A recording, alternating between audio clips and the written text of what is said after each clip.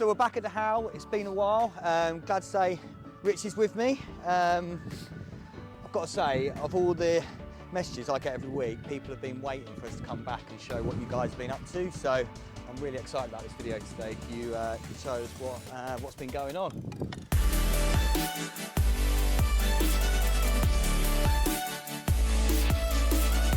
So I suppose the first question is, we last here in September. What's been going on? Loads. Quite simply. You only have to look straight ahead of you, yeah, and you'll see quite a lot of progress is happening. And considering we're finishing at the back end of summer, obviously everyone's hoping that we are going to be this far ahead. As we're walking into this area now, if there's any new viewers, obviously they won't know the areas. Yeah. We called this the West Garden, but it's actually been termed as the Howl Gardens, as it is on this temporary sign there. Yeah. And we've got to our left, John, you've got plot 6, 7, 8, 9, which are the A3, yeah, A2, A2 and A4 house types. I mean, it's amazing to actually now see them in kind of in their real form, because we've always had to use the CGIs, and so a level of kind of imagination, but to kind of see them standing there in terms of how they're looking, it's phenomenal, really, isn't it? Yeah, we're really proud of the finishes. I mean, CGIs are a great tool for a visual aid, yeah, and they're a great thing to start working out palettes and choices of materials and choices of finishes. But in regards to how that comes across when it's installed and, yeah, how it's practically used, there's a challenge in that as well. Actually, the designers never seem to get their head around that. Right. That practically you are up against a lot of things. Look great, practically not great. Yeah. Okay. So you have to overcome these issues on site, and it is a daily challenge, I will say. But hopefully people can appreciate how good the palette looks in its physical form, because it does look lovely. Yeah. The brickwork's fantastic. We're really happy with the brickwork. I was going to say, I'd never really thought about the sort of brickwork. The cladding was always the kind of main thing that stood out when you were looking at the CGIs, but I mean, the brickwork is stunning. No, it's great. It's a new, as we've been sort of pushing and promoting the green ethos, we're using concrete bricks, which are not your standard clay brick. Again, practically they were tough in the winter. You know, we've gone with it. Yes, it's cost a little bit more in time. And how are they different? How is it sort of concrete? Well, because they're made of concrete, they're a lot denser. The mortar mix that we're using is a white cement, and unfortunately, because they're concrete, they don't draw the moisture in from the mortar as quick. So they've only actually, any bricklayer that's listening will know, they can only lay up to 10 courses per day and come back and do it again. So yes, it's cost us a bit of time, but for the overall quality and the finish, they look like a reconditioned brick as opposed to a new brick that's made locally up at Marshall's. So we're really happy with them. Hope Marshall's are too, because it's something that's been unbelievably challenging. So that's the A's. They're obviously more finished in regards to the external and internal finishes, which I'm sure we'll look into slightly in a bit. The B1s, which are plots 10, 11 and 12, which are ahead of us now. This is coming into the end of the cul-de-sac. Again, I think we used a visual aid for these, didn't we? There was nothing there. So I don't even know if there was a footprint, wasn't there? I think on the second video we had, but I think when in September, I think we only had the foundations in. Yeah, I think we would have done. Yeah. So these houses again are very well advanced in regards to structurally. They're about 70-80% of the way there. We've just got some more brickwork to go up. Again, another 10 courses. Yeah. The cladding is yet to be installed. Windows. But you get a general sense of how imposing these properties are when you're looking at 4-metre internal ceiling heights in the bedroom. And that's before we've gone round to the East Garden and show you the C ones that have got another floor on top. Okay. So, And this is a nice feature. What's this? So, well, we've got the listed wall. The heights of the properties, I know you guys might know, but the floor level's got to come up quite substantially for obviously the threshold of the doorway.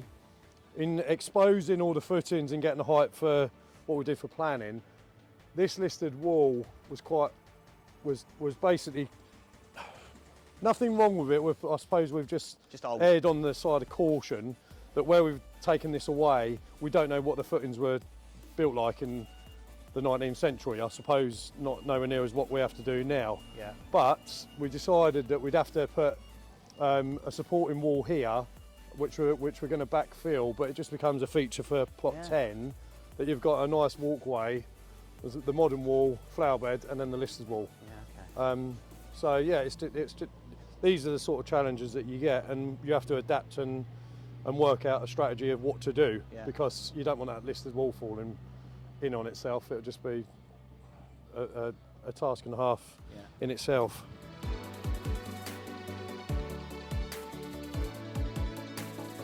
Well, if we go over to plot 11, right. I'll show you a bit more of the advancement inside. Just on that, I know it is a brick wall, but that's quite unusual. That's lovely. The feature on the entrance. Yeah. Is that on all of them? It's on all of them, but for each house type. Oh, I love that. Sorry, for each individual house, i.e. plot 10, 11 and 12, there's a difference in the brickwork on each entrance lobby. We just thought it was a nice I love that, feature. yeah. So yeah, if I show you plot 11, yeah, and you can look at the difference on plot 11 and on plot 10. Well, after you, John. Thank you. Well, this is the first time we've almost been in one. Yeah, we're starting skimming out plot 11. This wall's not getting done because obviously this is just a temporary staircase. Yeah, okay. Just for the tradesmen to use to get up and down for ease. We can walk you through the rooms, because you probably can't remember what rooms are what. So this is coming into the family room, stroke living room, snug, however you want to term it. Yeah. I'd just call it a lounge, living room, quite simply. I think it's a definite place for coming and just relaxing. Again, you can't really get the sense of the space outside because of the covering over the window, but the windows we've put in are big. For obvious reasons. Lets a lot more light in. Obviously the plaster is dark. It doesn't give you the same aspect as what it would if it was painted white, which it will be. So please forgive the doom and gloom of the look of it. Walking through, which I think is a lovely expansive hallway. We've got this area underneath the stairs which can be either storage cupboards. We had an idea that any buyer could quite easily speak to one of our joinery team and look at maybe having an understairs wine cupboard. I think there's some obvious features with essentially a dead space that can be utilised really well. Talking my language, yeah. But I think again, it's down to the purchaser and what their tastes are. You've got an ample size cloakroom cupboard that's going to have all of the heating cylinder, fuse board, underfloor heating. All of the services are in this cupboard, but you've got ample room for coats and shoes. Downstairs toilet, self-explanatory. Coming into the lovely open space of this open kitchen and dining room. I mean, I know we always said that these rooms were going to be sort of vast, but they're lovely. Yeah, I mean, they're really, and I mean, you know, if your cameraman doesn't mind panning around and looking at the views across the conservation meadow, it really does lend itself to sitting here and casting your eye over it, because that is the whole purpose of why we put these properties exactly where they are. You can see as far as sun as well, haven't we? You can see as far as Hemmingford, Godmanchester, and that's before we've gone upstairs and looked out over the private balcony from the master bedroom. So leading on from the kitchen, you've got a utility room. You know, obviously just for your appliances. Then you've got a rather large integral garage. We've put a window in the garages. On the basis of I think it could lend itself to being utilised as a nice workshop, as well as a car, a room for a car. Yeah. Quite simply, you could get. Well, it's a big space anyway. It's a massive space. You could probably get a transit van in here, to be honest. So, coming upstairs, again, another nice expansive hallway, which helps and is aided by the 3 metre high ceiling. I was going to say, have I shrunk or the ceiling's really high? No, obviously the pitch roofs give you. I mean, look, to be quite honest, you've got no low ceilings in any of this hallway whatsoever, and we've decided to have up the stairs and where the nice long window is. We've decided to put wiring in for an overstairs chandelier type light fitting. Lovely. The rest of them are recessed lights in an L shape, but I just thought it lends itself to having some nice feature light. So coming through to what isn't the master bedroom, but certainly looks like one. So it'd be like bedroom 2 then, would it, Rich? This is bedroom 2. It's ample in height. I mean, it's got a really good sense of space. You've got a good space here for fitted wardrobes, study area. That's really down to who and whatever preference they want to use.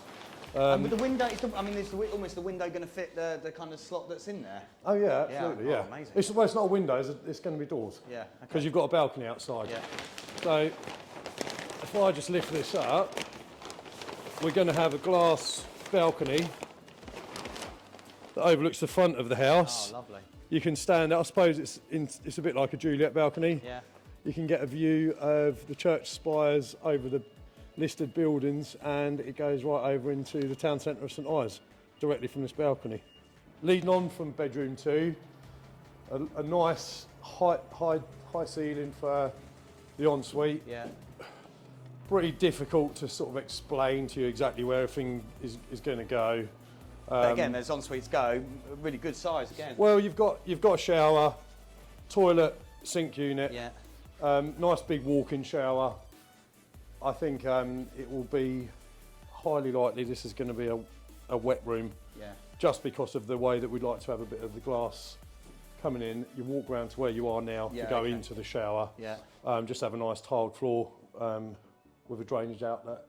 Just to accommodate for that. I think this would be really nice for people because we've all, people have always had to go by the sort of the floor plan and CGIs, actually starting to feel the room sizes in preparation for the next viewing event on the 25th for the final remaining plots. I think being able to, it's all sort of becoming quite real. Well, the thing is, you've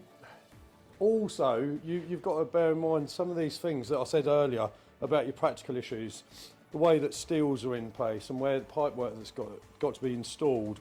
You don't have that on the CGI or the plans, and then when you start installing stuff, there are a few design issues that you have to overcome, but we decided on this area, for example, is to hide all of the gubbins for the toilet, the sinks, etc.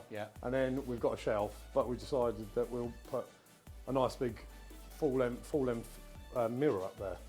And then we can have some cupboards that can hide all of the shower cream, shower gels, shampoos, all of them things alike. But then you've got another thing that will just make this room even more expansive. Not that it needs it, but they're the things that you have to think about. It's a full-time thought process on overcoming little challenges. Yes, it doesn't seem a lot, but when you've got a bathroom design that was done before any of the houses are built, you have to change and you have to adapt. It's just part of it. It's part of the process.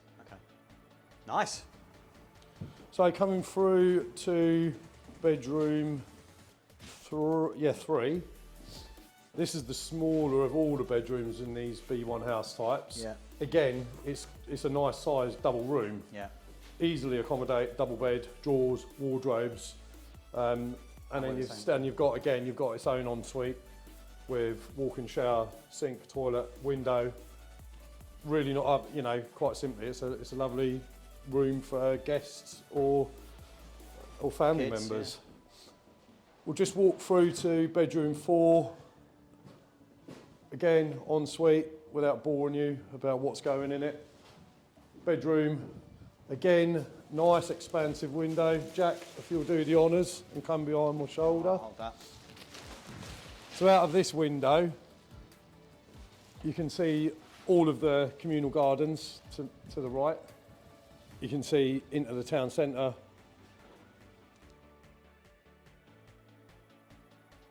Right, and lastly, you've got the master bedroom. Yeah. Excuse the bits that are in here. Pretty obvious orientation of where things would be. Yeah. Double bed facing this way. You've got a lovely walk-in wardrobe, which is big. It's generous size. Yeah. It's got its own window.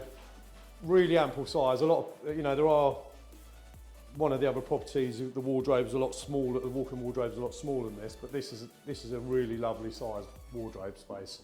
Then you've got, again, another very large ensuite, shower area where you stand in, just ample room, yet again. And then if we come out of the master bedroom, come onto the balcony, obviously it's not finished with the glass balustrade, etc. But we get our sun cream out. But this is exactly why we designed each of these balconies, and this is why the houses were staggered. So you've got the privacy on each balcony of these 3 houses. Well, with respect, there's another 3 in the other gardens that have got the same visual aspect and being private, but obviously a view completely different orientation. So where we're facing at the moment is southwest. Yeah. And again, you've got, well, I think spectacular views, lovely and private, no one overlooking you whatsoever. And I mean, this is always the thing that you talked about in terms of the outlook of the kind of parkland setting and all that stuff. I mean, well, you could only do it with setting up a drone. You're looking at it in 2 dimensions. It's not the same as getting it finished, and it was quite exciting getting these balconies these balconies installed, because you can actually sit back and go, right, it's now turned from a drawing to a plan to an idea that was then practically put up, and you're standing and thinking of it. And I suppose the next journey is for the person that we've designed these houses for to enjoy them for as long as they want, quite simply.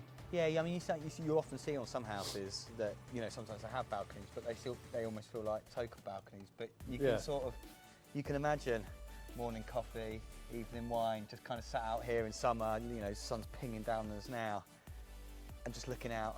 Well, you can feel, it's 7 degrees today and it feels absolutely lovely here, doesn't it? So, it is something that we're really proud of. Things like this are the finishing touches that you need to have on houses of this scale, to be honest.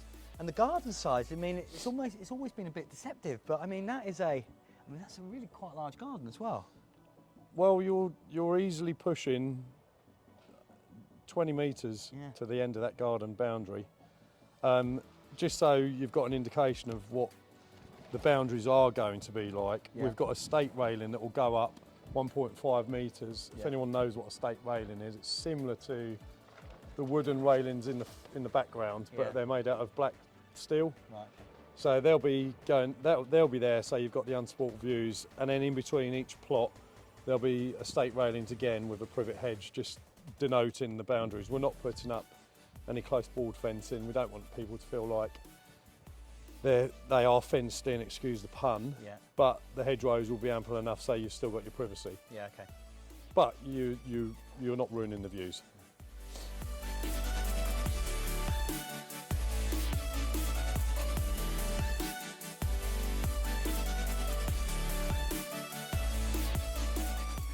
Right then, so over to the East Garden we go. Howe Park is what we've named this, the Eastern Garden as. All of the, actually on that subject, all of the postcodes and the addresses, road names have all been listed now with the post office, so it's quite a nice feeling to get things actually official. So you may remember the previous videos, walking through a field. I mean, that's the thing to think about here in terms of, and I suppose from our perspective, it's the lovely thing about documenting all this stuff, certainly for you guys when you look back on this in years to come. But yeah, that first video, almost this time last year, walking around the field with you with your phone in the hand, kind of going, oh well, look, here's plot 13 will be here, and plot 14. Look, here they are. Well, it's amazing, isn't it? Here is plot 13. Yeah. It's got quite a nice orientation because it does face the listed building. It's not too far away from it at all, actually. Yeah. But again, as I was saying back over there, John, if you now look at the height of the C1s, you've got a 3-storey building, but it doesn't look like your average townhouse, which it isn't. We've essentially put the 3rd floor concentrated on the centre of the building, and that in itself consists of an open plan bedroom, lounge area with an ensuite, and a centralised staircase leading up to it. Great room for, you know, parents to get away from the children, or for teenagers to get away from their parents, however you like. Is that speaking of experience, is it? Oh, well, I wish I had one, put it that way. Yeah. I mean, it's, again, you know, when we're looking at drawings and you're kind of looking at the floor plans and you're almost comparing the B's to the C's. It's only now you look at the C's and you kind of look at how sort of grand in size they really are. It's very different to see it, isn't it, on a plan? I mean, they do look good on plan, but yeah, when you're looking up at them from below, they're going to look really quite spectacular, actually. Again, really happy with the brickwork. As we're walking around here, you'll see that there's there's 2 double garages, one for each plot. With going back to the description of they're a lot more spaced out now, aren't they? That excuse my joke, but yeah, they'll look great. The gardens are huge. You certainly do feel like you are getting your money's worth with the separation from your neighbours and having all of the views actually from up on that 3rd floor, which we'll go up and have a look at in a moment. But you can see for a good 15 miles across the horizon. You can really see far. So this whole feel of why we called it the Howe Park, this area, is a bit self-explanatory with the setting, the mature trees in and around each of the properties. Again, using the word separation, but unfortunately, that is actually quite a poignant word for this area. The separation is exactly what you want when you're coming back from a long week at work, and you can just escape into the countryside. But only be 10-15 minutes into Cambridge City. And now we're here. I mean, now we're standing here. So from the previous videos we've done, you know, essentially when we did the kind of viewing event in September, I don't know why I thought this, but it almost felt like all the houses were in a straight line. But 15 set back quite away from 14, isn't it? And 19 comes around a lot more. So that kind of feeling of separation is significantly more than what it felt like when the foundations were in there, just the kind of grids. It's if I'm honest, I do share your thoughts on it, because I've never truly appreciated that when we'd come before. No, but as you know, if you noticed on the last, you know, as we've been going on this journey, when you're building the ground floor of the properties, you think, oh God, they don't feel so big, the houses. Then you put another floor on, you get the sense of the ceiling height, and you're like, actually, these are big rooms. Then you put another floor on, then you put plasterboards on, then you start seeing it taking shape. And now the houses are built, and you know, in complete agreement, you do get a huge sense of how open plan these areas are. I mean, 15 where we're standing in now, the drive, there's a good 20 metres, I suppose, to the garage. And again, on the plan, it's just a small, it's not a small strip, don't get me wrong, but it's just a strip, you can't appreciate it. But I mean, hopefully we can get it on camera, Jack, but you know, the sort of the gap between them and the sort of the distance to travel, it is pretty significant. Well, it is, and again, we've just walked from the road, but looking back from the house across to, back down across to the road and looking over the parkland area, And the views, you can, I suppose you can now see where I mean with the horizon, and we're only on the ground floor level. Yeah. You know, this area of St Ives is actually quite high, and you do see for some serious distance. Yeah.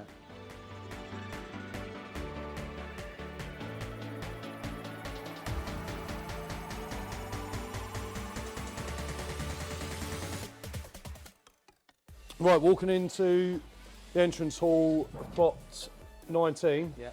They're all the same, the C1s. Yeah. But just to give you an idea, which I don't know if it's evident on the drawings and the plans, got a lovely wide front door, glazing, and on the side aspect we've decided to do glazing as well. Oh, lovely. Just to give you that lovely open sense of space, light, and I dare say the word again, separation. Yeah. Lovely ample size cloakroom. Yeah. Maybe a bit too big, but to be honest, I'm more than happy with the size of these. You've got a lot of space in here. Because they're and I think with muddy boots and all that stuff, you know, parkland setting, walking down to the thicket, having a boot room. Absolutely. I mean, perfect, you know, it is a small, I dare say a tiny room, but it works. Like, you know, like I was saying, there's all of the rooms are open plan. They're big. There's not ample amounts of storage as you get in, you know, traditional type homes. Yeah. But this is adequate enough for ground floor storage. Coming through into the snug, again, fantastic views across all of the parkland area. Big windows, 2 big windows in fact. Yeah. It's a moderate size room. I suppose I think it's a small room because I'm used to all of the other rooms being so big in this house, but this room is actually a decent size in itself. Yeah, perfect size. So the stairwell is basically going up. So from this point here, going up onto the landing.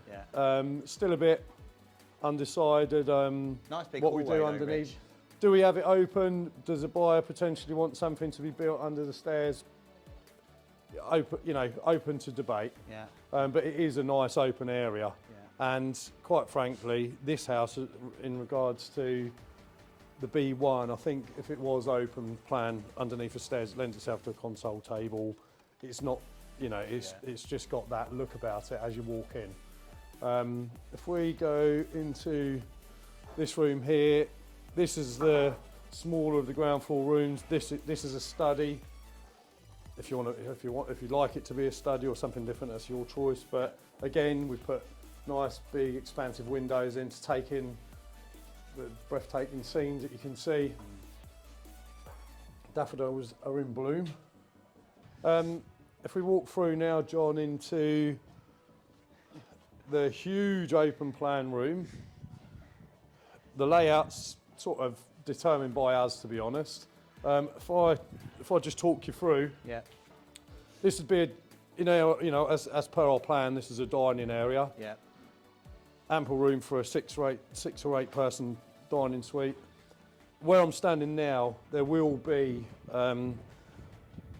like a walk around fireplace. Right. Lovely. So you'll have a nice glass fireplace below. You'll be able to see through from either side. Oh, nice. We've done that on the basis of, I think it's wise to say that from the family area here, where I'm sitting, you can adequately put some seating here. Yeah, okay. But because of the fact that there's huge sliding doors in both of these room areas, we have to forward think and think people do like to watch TVs, have something there as a visual aid. So degree of separation. That degree of separation plus the fireplace on this side of the wall, you can have a TV. And then you can have your seating areas here. Kitchen, as per the plan, is laid out in a formation, as we've shown on the renders, etc. Yeah. Another utility room with a back door leading out onto the double garage. Yeah, okay. In this area here, it was a bit of a dead space, and what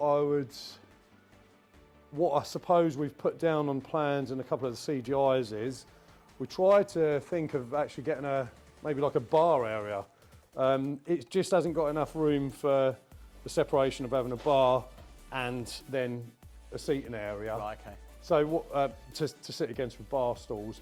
So what we've decided is if we follow the kitchen round, we're going to have like a drink station that you might have seen now a lot on Instagram, Facebook and stuff, where you've got the cupboards and you can slide them in. You've got a drink station and all your bits, but it could be a drinks bar for anyone as well, if you're not too much into your coffee and you're into your wine. But this area here, seating area, like I say, again, nice sized garden, not overlooked. And then you're looking again from the back garden, you're overlooking the town centre from this aspect. So, and again, the garden sizes, I mean, again, in the drawings, it's really hard. I mean, everything we've been doing is trying to visualise this space almost by a mark in the ground. But, you know, they're just... Well, they're just if big I'm honest, spaces, aren't they? This is one of the smaller gardens. Right. But it's big. Yeah. You know, it's all right, it's a triangle shape. Does it really matter? I don't think so. I mean, there's enough room here to do quite a lot. Yeah, there really is. With any landscaping, different designs if people want. Yeah. You know, we can't foresee what people's expectations are in regards to their personal fit out on landscaping of a garden. So what we've decided to do is just incorporate terracotta tiling. Yeah. With a few options in colours, which buyers can choose. We will give that option. Nice. And they're going to come out about 3 metres or so in the full width of the house. Yeah. But that's as much as we're doing in the gardens. We will be obviously landscaping to a certain degree with grass and levelling out, etc. Yeah. But we're not doing anything where we're putting areas there for seating and stuff. Okay. It's just very difficult to. Don't know who wants it. Who's No, exactly. No, exactly. So. And you mentioned in terms of the kitchen actually, so it's probably worth going back in terms of the kitchen is, in terms of the structure of the kitchen is kind of what it is in terms of where it's got to go. Will buyers get choices in terms of fittings there? Yeah, they will. We're going to be honest, it's a good question, and we have discussed this quite in detail. We will be offering finishers, not ample amounts of finish. You know, we've got to be mindful that we've got to finish these houses by the end of the summer, and therefore we've decided that we'll give buyers the chance to choose between 3 or 4 samples of floor tiles, flooring, colours, carpets, ranges of them flooring, Carndine. The kitchens themselves have been first and second fixed in regards to plumbing and electrics as per our plans that we've designed. Yeah. We will, however, be able to give people finishers on worktop, appliance make, and colours and door finishes, etc. But the layouts have been determined by us. So fab. So people still enough choice to almost bespoke. Oh, absolutely. They bespoke their own kitchen. I mean, we know what we're doing when we're designing these areas. Yeah. And you know, with respect, I think we've done a good job. And if people want to put the colour palette to their choice and preference, then we're giving them that option. Yeah, nice.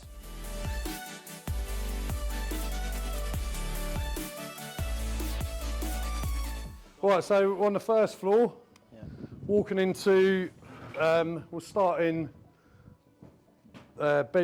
bedroom, now you're testing my memory. 5? Bedroom 4. 4, yeah. Bedroom 4. Top. Again, nice big windows, lovely views. Shame about the scaffolding for the moment, but believe me, there is a lovely view from that window. Yeah. Cupboard, airing cupboards, storage cupboards essentially. Family bathroom.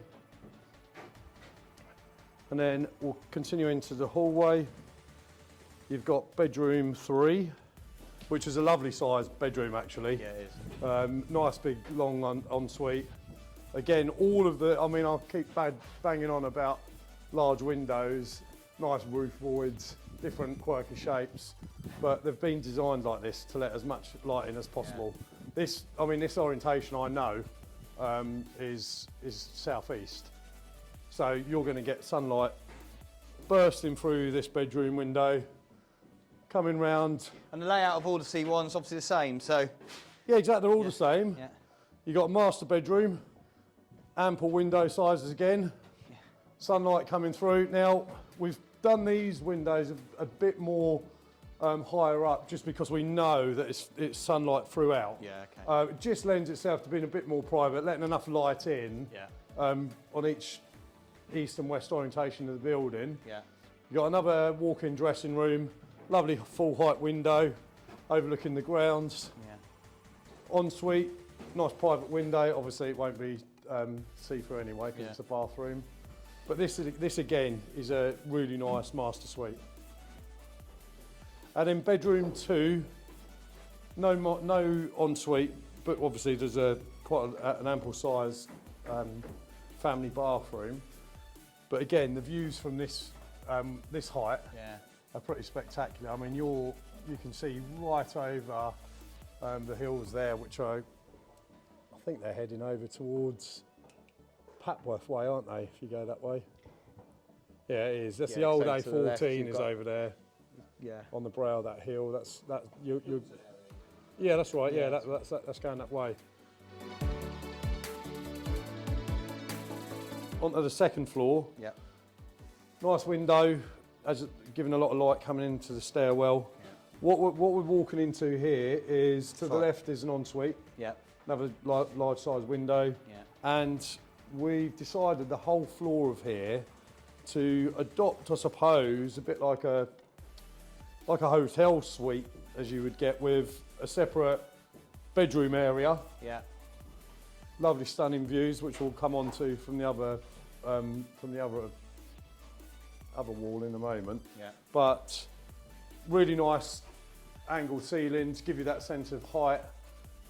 Easy enough room for a very large bed, fitted wardrobes, drawers, however you want to term it.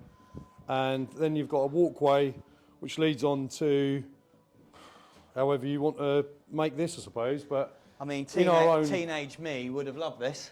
Well, adult me, would like this. 40-year-old me likes it as well. But when you look out of, I mean, we've sort of deemed this as a study area. I think it's for obvious reasons when you look out of the window. Yeah. But again, you're looking out for miles, and you've just, this roof that you can see just below the windows that we're talking from now, this is a green roof. So you're still going to have that lovely sense of greenery. You're not going to be looking out on any tiles or any sort of flat roof. It's going to be a green roof out of your window, leading out onto all the views that you can see from here now.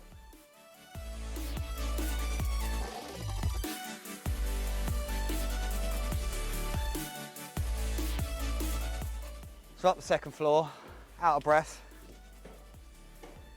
Now you can really take in what the idea of these houses being so tall were all about.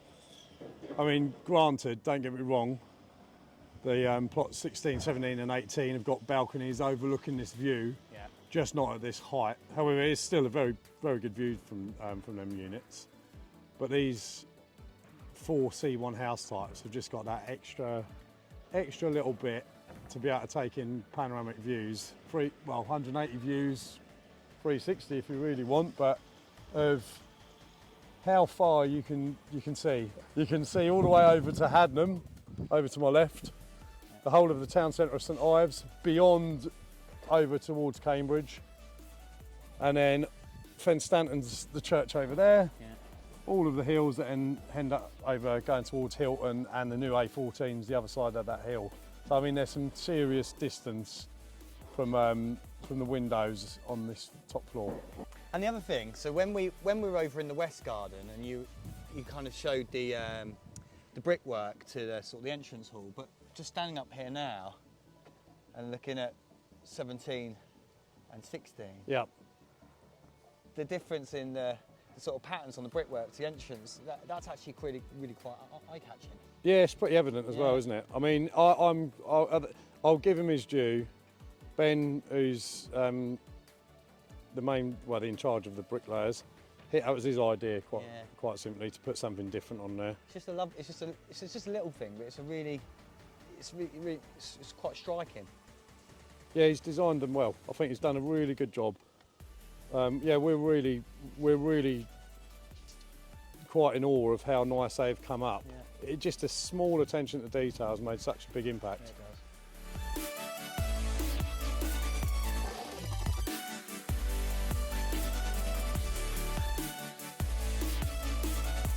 I mean, it's stunning, Rich, it really is. We should, I think if we think about this time last year when we were kind of just walking around and what you've done, it's amazing. I'm so excited about the sort of last viewing event, really, because we've just released the last kind of final few plots that we've got. I think people are going to love it. Well, I hope so. I mean, it was pretty evident, wasn't it, on the previous open day that the response we had, the overwhelming response we had, actually, it was knackering to say the least. But yeah, it really does feel good when it all comes into place. Yeah. And yeah, we do hope people love it and enjoy it. I mean, it's what we, like, you know, without keep repeating myself, it's what we set out to do, to build this community, to build a development which lets people engage with one another rather than living next door to each other and staring out the window and moaning about their parking, etc. So, you know, we didn't want to create that sort of environment. We wanted to create an environment where you can walk about, you can meet your neighbours, you can talk to them, you can enjoy a common interest, which is the grounds of where they live, walks down to the river. You know, it's all of them things that are a talking point. We've been talking an hour about how amazing this place is.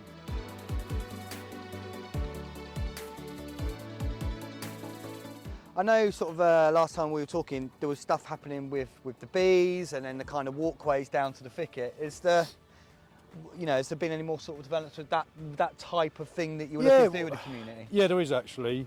So as you may, you've just mentioned it, but I don't know if you can recall that we've had a couple of beehives put over into what we call the conservation area. Now them bees last summer produced quite a lot of honey. And we thought it'd be a really nice idea to incorporate some more hives and have, as much as it sounds a bit funny, but it's a nice thing, is to have like an area for the beehives. Now them bees are collecting the pollen from the grounds of the how. Right. I mean, we've got a substantial amount of wildflowers and a massive array of plants and shrubs that all flower, and them bees have as the term states, have been busy bees. And we just thought it'd be a lovely idea to have something in the community which is safe as well, as much as people might think it's unsafe to have beehives around. They'll be out the way, they'll be fenced off, there will be a gate access for the beekeeper to come and extract the honey. Yeah. But it's something we thought would be really nice for the residents to acknowledge that there is something here that's, you know, the full circle of life for nature. And as we're walking towards the area between our boundary and the river, we've also looked into what we can do with an old brick building that's next to the pond, and we've decided that what we'd like to do is make that a bit of a nature area, and obviously at our cost make the building that's a bit derelict at the moment, we've decided to make that like a little bird watching area. I mean, there's some really good things. I like my nature, I like my surroundings here, and you do see some amazing things if you actually have the time to sit down and look at it. And so we've been in discussions with St Ivo's school now. Right. Very early days, but you know, they've reached out to us to ask us about incorporating something with the how development and its eco benefits and credentials with something that they're doing with their students at the school. And I think all of that's got a nice bit of synergy. Yeah. And I think we can incorporate everything I've just mentioned about the nature, the bees, and then going back to the buildings themselves. I mean, let's not forget that we're building an eco village in essence, and the houses are supplied with green energy, and all of them things we think are really educational.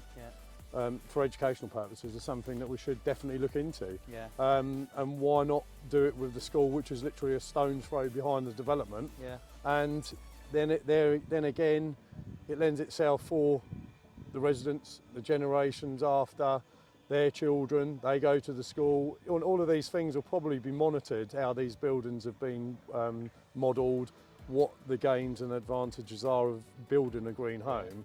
And in this setting, there's so much that goes with it. I think it will be quite an exciting little venture to do as a sideline of the actual development itself. Yeah, oh, lovely. And my kids go to that school, so Yeah. it's as a father, it's a nice, proud achievement, and hopefully, when they're finished messing around in school, they'll be quite proud of what their dad's achieving as well. I guess it keeps the how in the kind of the town's, almost the centre of the town's history, in terms of it doesn't stop because the houses are being built. There is still things that happen here. Don't get me wrong, the house got its own history. Yeah. We, in 200 years, we may well have created history in doing what we're doing. So anything that we can do that ticks all of the boxes of what we're living in now, in the 21st century, what we're trying to achieve for the rest of our generations and people that are going to be in another 100, 200 years living on planet Earth. If we can be part of that, just that tiny little piece of something in Cambridgeshire that we've dedicated ourselves to doing, then that's fantastic, and why not?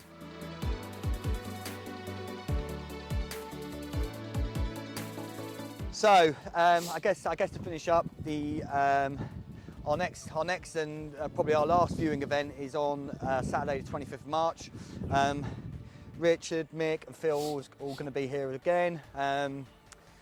There will be limited spaces due to the fact that we've already got sort of 80 or 90 people booked in to come and look at the remaining plots, and we only have a few left. So hopefully you've enjoyed the video. I'd say go back and look at the old videos that we've got as well, just to kind of see what the guys have been doing. It's incredible. So thanks for watching, and yeah, get in touch if you want to come down on Saturday the 25th.